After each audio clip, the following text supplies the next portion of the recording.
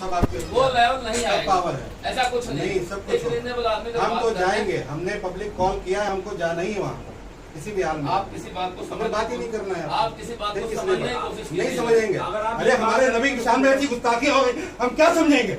ऐसी बात आप कर रहे हो? आराम से ये आराम से क्या बात कर रहे हैं? आपने क्या समझ रखा है? आप मुकदमे करके हमें डरा लेंगे, हमें धमकी दे लेंगे? आराम कहाँ रहेगी? आराम तो खत्म हो गई हमारी।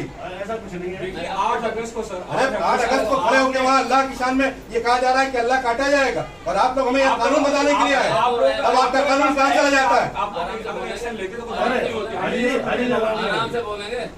आराम से बात पॉलिटिकल एक मिनट, पॉलिटिकल मंच नहीं है। ये पॉलिटिकल मंच नहीं ना, मैं पॉलिटिक्स कर रहा हूँ, मैं पॉलिटिक्स कर रहा हूँ, पॉलिटिक्स मत समझिएगा। आराम से कीजिए, बस आराम से बात कीजिए। बस तो आपको जो करना है इसके आगे मैं कोई बात नहीं करना, मैं जाऊंगा, आप जो करना चाहें वो करें, इसके आगे कोई बात नहीं करनी है हमें।